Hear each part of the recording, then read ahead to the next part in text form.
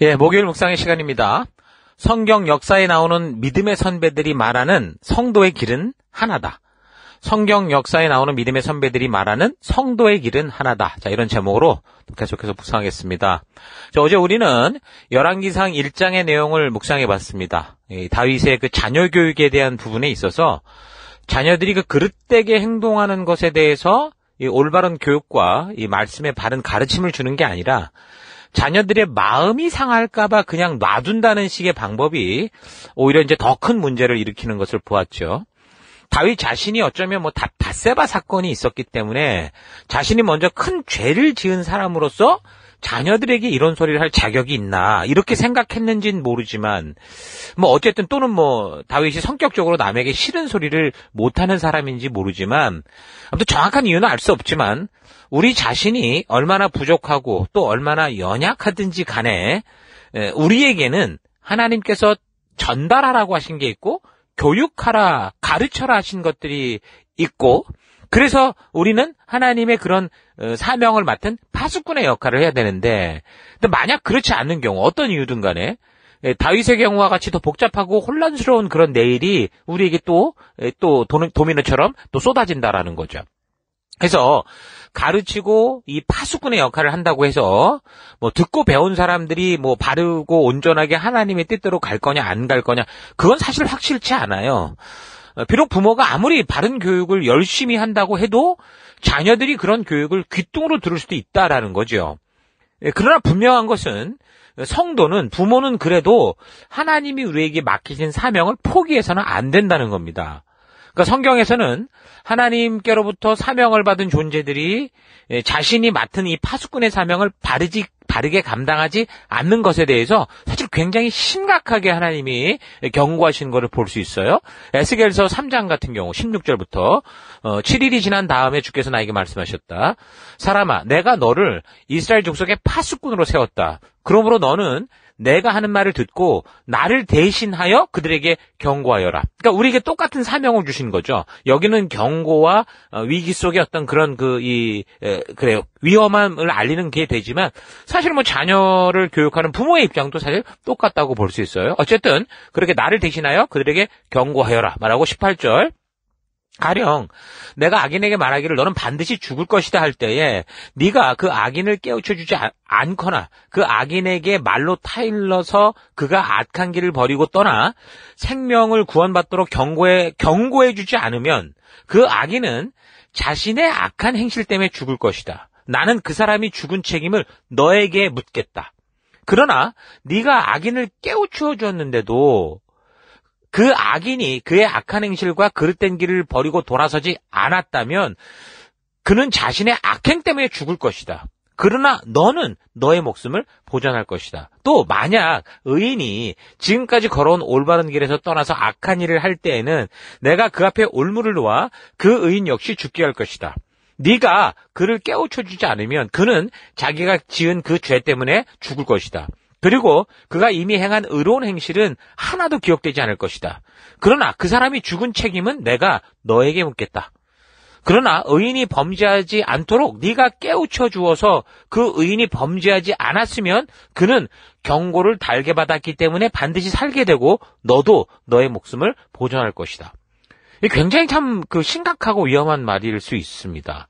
또 우리가 사실 이 파수꾼의 역할을 맡은 게 이런 거거든요. 그래서 오늘 이 에스겔에서 지금 읽어드린 3장 16절에서 21절, 그러니까 3장의 말씀들을 여러분 잘 좀 되새겨볼 필요가 있어요. 또 이런 똑같은 내용이 에스겔에서 33장에도 나옵니다. 1절부터 9절까지 읽어드릴게요. 주께서 나에게 말씀하셨다. 사람아, 너는 너의 민족의 자손 모두에게 전하여라. 너는 그들에게 말하여라. 만일 내가 어떤 나라의 전쟁이 이르게 할 때에 그 나라 백성이 자기들 가운데서 한 사람을 뽑아서 파수꾼으로 세웠다고 하자. 이 파수꾼은 자기 나라로 적군이 접근하여 오는 것을 보고 나팔을 불어 자기 백성에게 경고를 하였는데도 어떤 사람이 그 나팔 소리를 분명히 듣고서도 경고를 무시해서 적군이 이르러 그를 덮치면 그가 죽은 것은 자기 탓이다. 그는 나팔 소리를 듣고서도 그 경고를 무시하였으니 죽어도 자기 탓일 것이다. 그러나 파수꾼의 나팔 소리를 듣고서 경고를 받아들인 사람은 자기의 목숨을 건질 것이다. 그러나 만일 그 파수꾼이 적군이 가까우는 것을 보고서도 나팔을 불지 않아서 그 백성의 경고를 받지 못하고 적군이 이르러 그들 가운데 어떤 사람을 덮쳤다면 죽은 사람은 자신의 죄 때문에 죽은 거지만 그 사람이 죽은 책임은 내가 파수꾼에게 묻겠다. 너 사람아, 내가 너를 이스라엘 족속의 파수꾼으로 세웠다. 그러므로 너는 내가 하는 말을 듣고 나를 대신하여 그들에게 경고해라. 내가 악인에게 말하기를 너는 반드시 죽을 것이다 하였는데도 네가 그 악인에게 말하여 그가 악한 길을 버리고 떠나도록 경고하지 않으면 그 악인은 자신의 죄가 있어서 죽을 것이지만 그 사람이 죽은 책임은 내가 너에게 묻겠다. 네가 악인에게 그의 길에서 떠나서 거기에서 돌이키도록 경고하였는데도 그가 자신의 길에서 돌이키지 않으면 그는 자신의 죄 때문에 죽지만 너는 목숨을 보존할 것이다. 자, 이게 너무 좀 심각한 말인 것을 우리가 좀 느끼게 될 겁니다. 그러니까 새 언약 백성이요. 하나님 나라의 백성된 성도들에게 하나님의 뜻을 바르게 전하고 가르치는 이런 일들은 절대로 이게 뭐 성격이 어쩌고 뭐 내가 부족하고 뭐 내가 이렇게 하면서 미루고 포기하고 안 해도 되는 이런 일이 아니라는 거죠.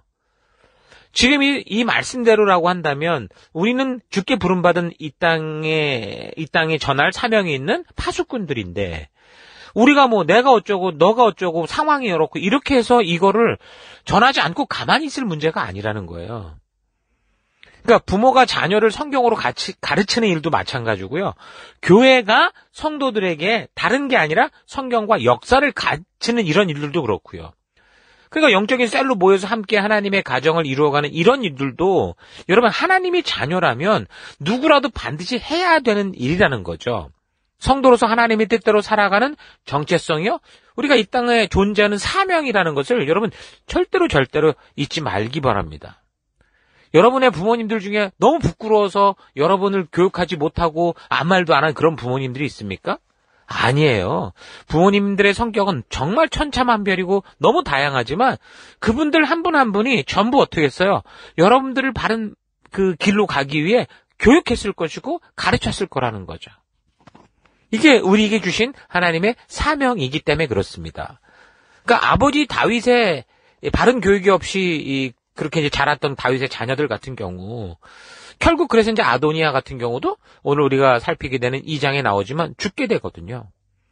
참 그렇게 훌륭하고 대단한 이 다윗이 그 다윗의 자녀들이 그 첫아들 암논부터 넷째 아들 아도니아까지 제대로 수명을 다하고 죽은 아들이 없어요. 다 젊어서 그렇게 죽고 말았던 거죠. 이건 전부 교육의 부재로 말미암는 그런 결과였다라는 거예요. 우리 자신이 스스로 부족하다고 생각해도 하나님이 맡기신 그 파수꾼의 역할을 여러분 그래서 절대로 잊어서는 안 되는 겁니다. 내가 바르게 가르쳤고 열심히 가르쳤는데 그 아이가 어떻게 되느냐? 우리가 가르친 대로 되지 않는다고 해도 지금 분명히 말하듯이 그것에 대한 책임은 우리에게 묻지 않는다는 거예요. 이 책임을 내가 지지 않아도 돼. 이런 피할 길이 있다라는 게 아니라 우리의 역할이 뭔지를 분명히 알아야 된다는 거죠. 그래서 우리가 자녀를 교육함에 있어서나 또 교회가 성도를 교육함에 있어서 이런 하나님의 뜻을 바르게 전달하는 이 사명을 감당함에 있어서 여러분 우리는 게으르고 핑계대고 자꾸 밀어서는 안 된다는 거 절대 잊어서는 안 돼요. 우리가 셀에서도 그래서 딴소리 하면 안 된다는 거죠. 물론 셀을 재밌게 하고 분위기 좋게 하고 이런 건 해야죠. 근데 굳이 하나님의 말씀이 선포되는 거기서 말고 우리는 가족이니까 정말 하나님의 말씀이 선포되는 이 모임 안에서가 아니라 그 외의 시간에 우리는 정말 즐겁고 재밌고 잘 지낼 수 있을 거예요. 모임 안에서도 꼭 뭐 심각하게 하라는 게 아니라 정말 우리가 다뤄야 될 하나님의 말씀을 바르게 전하는 그런 공간으로 만들어가는 게 우리의 사명이라는 거죠. 자, 그래서 2장에는 이제 다윗이 이제 죽기 전인데 바로 이제 솔로몬에게 이제 왕이 됐으니까 솔로몬이 왕으로서 해야 될 일과 이제 중요한 그 사명들을 말해주는 게 나와요. 2장 1절부터 보면 다윗이 죽을 날이 임박하매 그의 아들 솔로몬에게 명령하여 이르되 내가 이제 세상 모든 사람이 가는 길로 가게 되었노니 너는 힘써 대장부가 되고 너의 하나님 여호와의 명령을 지켜 그 길로 행하여 그 법률과 계명과 율례와 증거를 모세의 율법에 기록된 대로 지키라. 그리하면 네가 뭘 하든지 어디로 가든지 형통할 것이다. 자, 이렇게 이제 솔로몬을 가르칩니다. 그러니까 우리가 계속해서 여러분 창세기부터 살펴오듯이 여러 가지 각자의 험난한 긴 인생을 살았던 모든 그 믿음의 그 위대한 이 선배들, 거인들이 하나같이 다 보면 마지막에 주의 부르심을 따라 이제 죽음의 길로, 그러니까 그 부르심을 따라 가기 전에, 이 땅을 떠나기 전에 항상 그의 자녀들이나 후손들에게 그 인생을 형통하게 살아갈 그 지혜, 그 지혜를 분명하게 말해주고 있는데 그게 다 보면 일맥상통의 하나예요, 하나. 그러니까 한 사람이 거의 100년 가까이, 또 100년이 넘는 인생을 살고 그 인생 끝에 마지막에 이렇게 던져주는 그 지혜는, 여러분, 이건 정말 돈 주고도 할 수 없는 귀한 거죠. 그래서 세상 사람들은 그런 선배 지혜들을 배우게 하기 위해서 뭐 위인전을 일으킨다던가 심지어 뭐 많은 돈을 주고서라도 가서 듣고자 하죠. 그만큼 귀하다는 거잖아요. 그러니까 성경은 지금 그렇게 보면 그런 한 사람의 인생보다, 100년도 되지 않는 그런 한 사람이 살았던 인생보다, 여러분 수천 년 동안 변치 않는 하나님의 뜻, 지혜, 믿음의 길을 걸었던 그 최고의 사람들이 들려주는 축복된 이 삶의 메시지를 전해주는 너무 귀한 말씀인 거죠. 근데 그 핵심이 어쨌든 하나인데 그게 뭐냐? 이거야. 하나님 살아계심을 잊지 말아라. 그리고 그가 그의 백성들에게 주신 그 축복의 말씀대로 하나님이 주신 법도와 규례의 가치를 따라 다 지켜 행하라. 이겁니다. 그러니까 이것이 영원토록 흔들리지 않고 영원토록 변화되지 않는 형통한 삶의 원리다라는 거죠. 그러니까 예수님께서도 이 축복된 말씀 중심의 삶을 위해서 이 땅에 오셔서 하나님 주신 말씀의 이 뜻을 온전히 이 율법을 완성시키셨고, 그리고 이 아버지 하나님의 변하지 않는 이 마음을 그 모든 세대에게 알게 하는, 그를 밟고 하나님께로 가게 할 수 있는 그런 다리와 같은 역할, 그 사명을 감당해 주신 거죠. 여러분, 늘 말하지만 형통한 삶이란 그냥 기도하고 지극정성 바친다고 얻어지는 게 아니에요. 기도를 열심히 해서 얻어지는 게 아니라 하나님 주신 말씀의 가치를 따라 순종할 때 얻어지는 거예요. 이게 성경이 말하는 진리라고요. 요소 1장 8절도 그렇고 모든 곳에서 늘 하나님의 그 복에 대한 이야기는 우리가 말씀의 가치를 따라 살아가는 결과라는 것을 말해주지, 그저 그냥 교회당에 와서 지극정성 바친다고 되는 게 아니라는 건 분명하죠. 그래서 내 신앙의 현재를 점검할 때 내가 생각하고 있는 것이, 지금 내가 알고 있고 생각하고 있는 게 이게 나의 신앙의 진짜를 말해주는 게 아니에요. 내 진짜 신앙의 그 온도는 어디가? 내 행동하는 거에 있어요. 내 신앙 수준은 나의 행동하는 것, 말하는 것, 거기에서 드러나는 거지, 내가 알고 있는 것, 여기에 있는 게 아니라는 거죠. 또 하나님의 뜻을 그냥 지식으로만 알고 있는 게 아니라 하나님이 허락해 주시는 그 매일매일의 삶을 살아가는 동안, 그러니까 우리가 보냄을 받은 삶의 또 곳곳에서 정말 나의 삶의 행동을 통해 그게 믿음의 향기로 드러나고 또 그리스도의 편지로 보여지는, 그러니까 내가 살아가는 삶 자체가 복음, 내가 살아가는 삶 자체가 성경이 되는 그런 삶을 살아가야 되는 거예요. 그게 우리의 신앙의 진정한 온도라는 거죠. 그래서 진정한 복음 전도라는 것도 그래요. 입으로 하는 거지만 입으로 하는 게 아니라 사실은 우리의 삶과 행동으로 하는 것이기 때문에 결국 말하지 않아도 우리의 삶을 통해 누가 보더라도 복음의 향기를 맡을 수 있는, 이게 진정한 전도라는 거죠.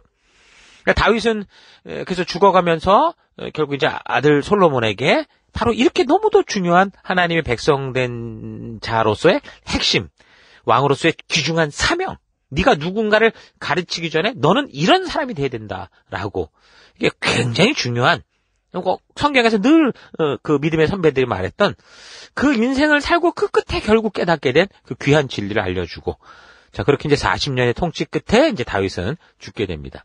자, 이 장에 계속되는 이야기는 초두에 잠깐 이야기한 그 아도니아가 이제 죽는 얘기로 이어지는데, 이 사람이 이제 스스로 왕이 되려다가 자칫 모반이 돼서 죽을 뻔했던 위기를 간신히 넘겼잖아요. 근데 본문의 내용을 보면, 그런데 이 사람이 아직도 스스로 자기가 왕이 돼야 된다, 이런 생각을 버리지 않고 있었던 걸 볼 수 있어요. 자, 어쨌든 뭐 상황은 이렇게 흘러갔으니 아무리 그렇게 생각해도 상황은 바뀌지 않죠. 그러니까 이 사람이 엉뚱한 데다가 또 이제 이상한 생각을 합니다. 뭐라고 그랬냐면 솔로몬의 어머니인 그 친모인 밧세바를 찾아가요.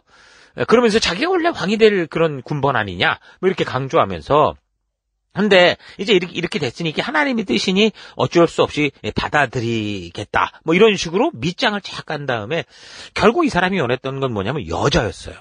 누구였냐면 그 아버지 다윗의 마지막 첩이라고 볼 수 있는 수냄 여자 아비삭. 젊었고 너무 이뻤다고 그랬잖아요. 그러니까 이 여자를 자기 아내로, 자기 여자로 삼고 싶었던 그 욕정으로 이게 이제 풀려진 거죠. 사실 이건 정확히 보면은 그 아도니아에게 이 수넴 여자 아비삭은 어쨌든 어머니 뻘이에요. 왜냐하면 다윗의 마지막 부인이라고 할 수 있으니까. 자, 그랬는데 이제 다윗도 죽었으니까, 아버지도 죽었으니까, 또 아비삭은 당연히 어리고 예쁘니까, 그러니까 이제 아도니아가 그 여자를 이제 취하고 싶었던 거죠. 그 여자를 가지고 싶었던 겁니다.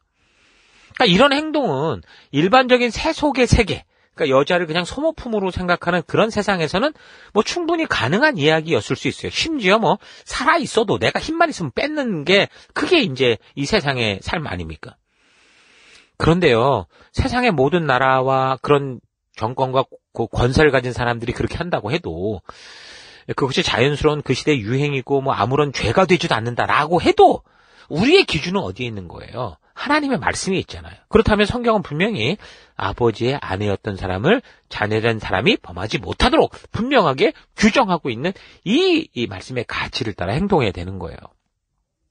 그러니까 이런 것을 보면 다윗이 왜 굳이 장남이라고, 그 시대에 남아있던 장남이라고 할 수 있는 아도니아를 택하지 않고 솔로몬을 왕으로 택했는가라는 것도 우리가 좀 알 수 있겠죠. 그러니까 아도니아는 이런 정도의 영적, 정신적 수준의 사람이었던 거예요. 이런 사람이 왕이 된다면 아마도 그 나라는 금세 도덕적인 면에서부터 영적인 면에 이르기까지 다 타락하고 부패해지고 말 거라는 거죠. 그러니까 밧세바의 주장에 의하면 다윗이 솔로몬을 왕으로 세우겠다고 다윗이 말했기 때문에 이거 해줘야 된다 그렇게 얘기를 했지만 열왕기상 1장 17절을 보면 사실은 그 이면에는 그런 약속 때문이 아니라 다윗은 아도니아의 이런 성품을 분명히 보고 있었을 거다라고 보입니다. 그래서 다윗은 굳이 스스로 왕의 역할을 해보겠다고 의욕에 찼던 아도니아가 혼자서 설레발 칠 때도 저거 뭐 말해서 듣는 그런 종류가 아니었기 때문에 그냥 내버려 뒀던 거죠. 그러고 나서 결국에는 기회와 때가 오니까 이제 솔로몬을 택하게 된 겁니다. 자, 그러니까 아도니아는 그렇게 이제 반역 아닌 반역을 저질렀다고 해서 간신히 목숨을 모면했으면서, 죽음을 모면했으면서도 결국에는 그 욕정을 참지 못해서 그 욕정과 욕심대로 행하려고 하다가 결국에는 솔로몬에 의해서 죽게 됩니다. 그러니까 욕심이라는 게 그래요. 어디서 튀어나오든 그게 무슨 이것처럼 여자를 향한 것이든 음식을 향한 것이든 뭐 권세를 향한 것이든 돈을 향한 것이든 어쨌든 이 욕심은 결국 죽음을 부르죠. 예, 욕심이 잉태한 즉 죄를 낳고 죄가 장성한데 사망을 낳는다고 말씀하고 있잖아요. 그러니까 권력 욕에서 욕심에서 벗어났는가 싶었는데 이제 성욕으로 빠진 아도니아는 결국 그 성욕 때문에 결국 어떻게 된 거예요? 죽게 된 거죠. 자, 그래서 이런 일을 계기로 솔로몬은 다윗에게 이제 들었던 조언이 있어요. 어떻게 하라고 하면서 정치를 시작할 때 확실하게 이제 사람을 단도리하게 하는데 그 말씀대로 이제 행해 갑니다. 그 아도니아의 모반에 참여했던 제사장이 있었어요. 아비아달이었는데 이 사람이 이제 제사장직에서 파면되고 고향으로 이제 돌려보내게 되죠. 사울왕이 이 다윗의 도망을 도왔다는 이유로 제사장을 다 죽일 그때 사실 겨우 혼자 살아나서 다윗 시대의 제사장 역할을 감당했던 사람이 아비아달이었거든요. 그런데 결국 이렇게 이제 쫓겨나게 됩니다. 자, 근데 성경은 이것을 하나님의 말씀대로 이루어진 거다 이렇게 또 얘기를 하는 게 있어요. 2장 27절을 보면 솔로몬은 아비아달을 제사장직에서 파면하여 내쫓았다. 이렇게 하여서 주께서 실로에 있는 엘리의 가문을 두고 하신 말씀을 이루셨다. 엘리가 누굽니까? 사무엘 시대의 제사장인 거 아시죠? 사무엘이 어렸을 때 그 엘리 제사장 밑에서 자랐잖아요. 사무엘상 2장에 나오는 얘기입니다. 2장 27절부터 보면 하나님의 사람이 엘리를 찾아와 말하였다. 나 주가 말한다. 너의 조상의 집이 이집트에서 바로의 집에 속하였을 때 내가 그에게 나를 분명하게 나타내 주지 않았느냐. 그때 내가 이스라엘 모든 지파 가운데서 너의 조상 아론을 선택해서 나의 제사장으로 삼아 나의 제단에 올라와 분향을 하게 하며 에봇을 입고 내 앞으로 나와 내 뜻을 듣도록 하지 않았느냐. 또 나는 이스라엘 자손이 드리는 불살라 바치는 제물을 모두 너의 몫으로 차지할 권리를 너의 조상의 집안에 주지 않았느냐. 29절 그런데 너희는 어찌하여 나의 처소에서 나에게 바치라 명한 나의 제물과 예물을 멸시하느냐. 어찌하여 너는 나보다 너의 자식들을 더 소중하게 여기어 나의 백성 이스라엘이 나에게 바친 모든 제물 가운데서 가장 좋은 것들만 골라다가 스스로 살찌도록 하느냐.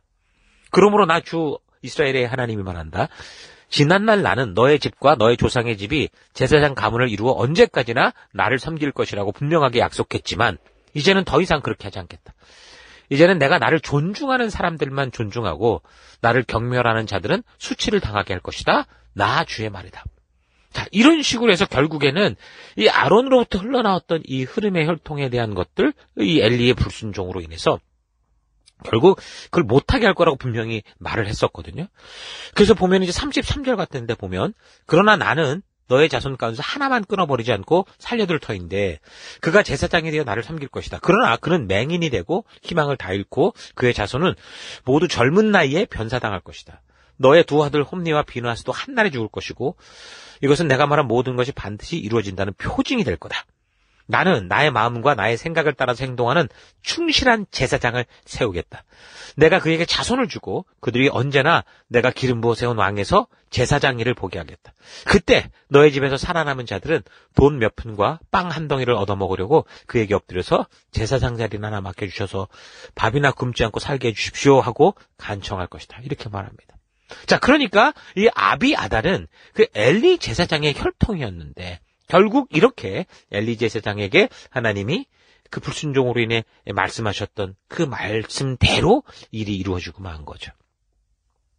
자, 그러니까 솔로몬이 아비아달의 제사장직을 박탈하고 돌려보내는 것은 그냥 단순한 복수 차원이 아니고요. 이런 일을 지금 하나님의 공의가 온전하게 실현되고 있다라는 이 사실을 분명하게 보여주는 겁니다. 그래서 이런 저주 때문이 아니라 엘리 제사장 가문에서 계속해서 이어지는 하나님의 말씀을 소홀히 여기는 태도가 결국은 어떻게 된 거예요? 대대로 이어졌다라는 거죠. 그래서 결국은 이런 끝장을 보게 되는 거예요. 그러니까 하나님의 말씀은 그래서 어느 하나도 땅에 떨어져 없어지는 것이 아니라 온전히 그 말씀 그대로 이루어진다는 거예요. 그러니까 하나님이 그렇게 말씀하셨기 때문에 저주가 흘러간 게 아니라 저들의 삶에 저주받을 삶이 하나님의 인내로 참고 있는데도 불구하고 결국은 패망과 멸망에 이르게 되더라. 그 얘기를 하고 있는 겁니다. 자, 그리고 이제 계속되는 내용은 다윗 시대의 이제 군대 장관인 요압이 아비아달에게 벌어진 이런 소식을 듣고 이제 이미 이게 이제 정치적인 어떤 숙청이 시작됐구나 이런 걸 알고 자기가 죽을 것을 이제 짐작한 거죠. 그래서 성막으로 뛰어들어가서 제단불을 잡고 살려고 했어요. 근데 결국은 거기서 그 사람은 죽게 되죠. 열왕기상 2장 30절을 보면 분하야가 주의 장막에 들어가서 다윗이 가서 죽이라고 했거든요. 그래서 그에게 말하였다. 어명이여 바깥으로 나오시오. 그러자 그가 말하였다. 못 나가겠어. 차라리 나는 여기서 죽겠어. 분하야가 왕에게 돌아가서 요압이 한 말을 전하니 왕이 솔로몬이 그에게 말하였다. 그가 말한 대로 그를 쳐서 죽인 뒤에 묻어라. 그리하면 요압이 흘린 죄 없는 사람의 피를 나와 나의 가문에서 지울 수 있을 것이다. 여기서도 좀 요압이 죽는 분명한 이유가 있어요. 우리가 이미 살폈는데 그가 젊었을 때 사울이 죽고 다윗이 한참 나라를 세워가려고 할 때 사울이 이끌던 지파를 대표하다가 다윗에게 이제 나라를 하나로 합치자라고 했었던 이 군대 장관이 있었죠. 아브넬이라는 사람. 이 사람을 죽였잖아요. 근데 이유야 뭐 자기 동생 아사엘을 아브넬이 죽인 것에 대한 복수다라고 얘기를 했지만 사실은 분명한 건 그를 살인한 거나 마찬가지죠. 다윗은 분명히 아니라고 했는데도 다윗도 모르게 죽여버렸잖아요. 그리고 이제 압살롬 반역 때 군 지휘관으로 있었던 아마샤라는 사람이 있었는데 이때도 다윗의 명령이 없었는데도 자기 생각대로 이 사람을 또 죽여버렸어요. 어떤 권력 경쟁 때문에. 그러니까 다윗이 죽이지 말라고 했던 또 아들 압살롬도 사실은 다윗이 죽이지 말라고 그랬거든요. 근데 이 압살롬을 죽인 것도 요압이었습니다. 그러니까 요압은 다윗의 굉장히 충성스러운 부하라는 타이틀을 가졌고 이스라엘의 어떤 역사에서 굉장히 중요한 어떤 군대의 어떤 수장으로서 일을 했는데 그런데 자기 생각과 자기 느낌대로 행동하는 그런 인물이었다라는 걸 우리가 분명히 살펴 알고 있죠. 그래서 어느 공동체에서나 그래요. 서로 생각이 다를 수 있죠. 서로 다르다고 틀린 건 아니니까.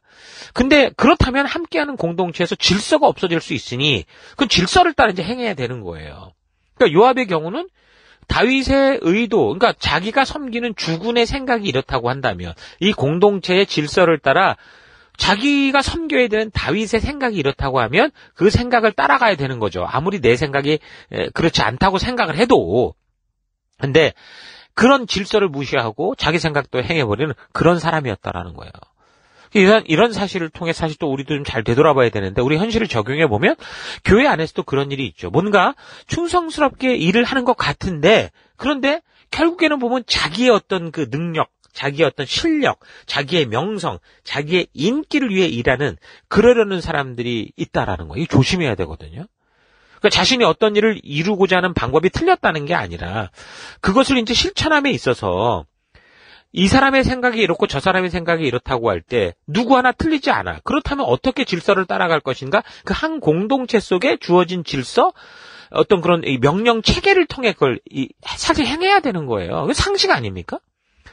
그러니까 교회에게 주신 사명과 그 사명을 이루어가기 위한 교회 약속들이 분명히 있는데 뭐 어차피 뭐 똑같은 결과하는 거 아니야. 난 이렇게 안 해. 네가 그렇게 하라고 난 이렇게 할래. 이렇게 하면서 하는 그런 생각에 자기 방법을 막 고집하는 거는요. 결국 그 공동체 질서를 무너뜨리고 한 공동체가 하나 되지 못하게 하는 안타까운 결과가 생기죠. 자꾸 누수 현상이 생기고 일을 더 크게 벌리고 잠깐이면 끝날 일들을 더 많은 이런 고생을 하게 하는 그런 일이 생깁니다. 이전에 제가 컴퓨터 프로그래머로 있을 때 새롭게 입사한 친구가 하나 있었는데 나름대로 프로그램 랭귀지를 열심히 공부했던 것 같아요. 그러니까 이 사람이 와가지고선 이제 기존에 있었던 쭉 해왔던 그 우리의 그 프로그램의 그런 라이브러리들이 쭉 있는데 자기가 볼 땐 답답하다 이거예요. 그래가지고서 다른 어떤 한 그 사이트의 작업을 맡았는데 거기를 자기 마음대로 해버린 거예요. 결국은 이 상사였던 우리 대리님이 계속 그게 아니라고 얘기를 했는데도 너무 고집을 피고 또 위에 있는 사람이 그걸 또 묵과해버리니까. 그러니까 그렇게 해놓고 말았는데, 그래 놓고서는, 그래, 그런다고 뭐, 누군 못해서 못합니까? 할 수 있죠. 근데 우리는 질서가 있고 함께하는 팀이 있고 내가 빠져도 누군가는 해야 되기 때문에 그 질서를 지키고 업그레이드를 해가야 되는데 자기 나름대로 혼자 새로운 걸 만들어 놓고선 1년도 안 돼서 회사를 떠나버린 거예요. 그 뭐가 되겠습니까? 결국 이 업체 사이트에 있는 거는 완전히 이건 뭐 수많은 사람들이 가가지고 그걸 다시 뜯어 고쳐야 되는 그런 일들을 봤거든요. 그런 거라는 거예요. 근데 교회 안에서도 요압과 같은 삶을 그래서 이렇게 살아야 된다는 이거 참 위험한 겁니다. 열심은 좋아요. 힘써서 애쓰는 거 좋아요. 그런데 우리가 지금 정해진 약속과 우리의 어떤 법도와 규례를 따라 그 안에서 창의성을 발휘해야지.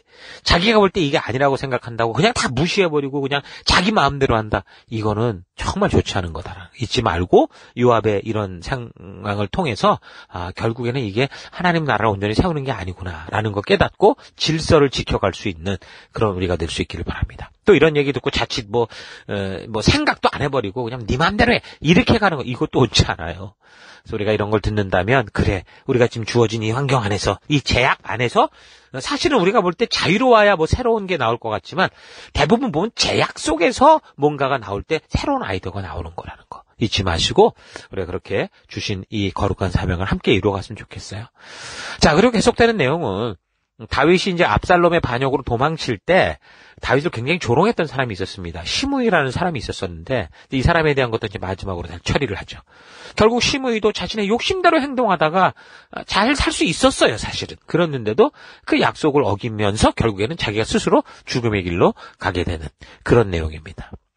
자, 이렇게 해서 이 장을 통해서 우리가 보면 다윗 이후에 솔로몬에게 정권이 넘어간 후에 이제 솔로몬의 왕권을 위협할 수 있었던 그 정적들이 다 제거가 되고 문제를 일으킬 수 있는 그런 것들이 다 제거가 되고 하나님의 공의가 실현되면서 이제 솔로몬은 아주 단단하게 이제 또 다윗을 이은 다음 하나님의 나라의 어떤 그런 리더로서 그런 역할을 감당해 가죠. 자, 그래서 여러분 이 장을 통해서 단지 솔로몬이 그 자기의 왕국을 안전하게 하기 위한 조치를 취하고 있다. 이런 걸 좀 넘어서 하나님의 공의는 반드시 이루어진다. 이게 하나님의 공의의 차원이다라는 거 잘 기억하시고 그래서 우리도 우리의 삶 속에서 온전히 그런 하나님의 뜻과 의도가 실천되어져 갈 수 있는 그런 우리가 될 수 있기를 바랍니다. 예, 오늘 하루 나는 다윗이 마지막 유언으로 솔로몬에게 말해준 것처럼 사실 다른 믿음의 선배들이 다 동일하게 또 말해준 것처럼 내 삶 속에서 하나님의 법도와 규례를 바르고 온전하게 알아가고 또한 하나님의 법도와 규례의 가치를 따라 살아가며 그 가치를 내가 선 곳에 심어가는 그런 삶을 살고 있는지 아니면 그저 내 생각과 감각을 따라 그 느낌을 따라 마치 요압처럼 열심히 읽는 것 같은데 자기식으로만 그렇게 살아가려고 하고 있지 않은가 좀 되돌아봤으면 좋겠습니다. 우리가 지금까지 성경의 역사를 살피며 역사의 중요한 사건마다 등장했던 믿음의 사람들이 결국 말해주는 성도의 길은 뭡니까? 하나라고 그랬죠.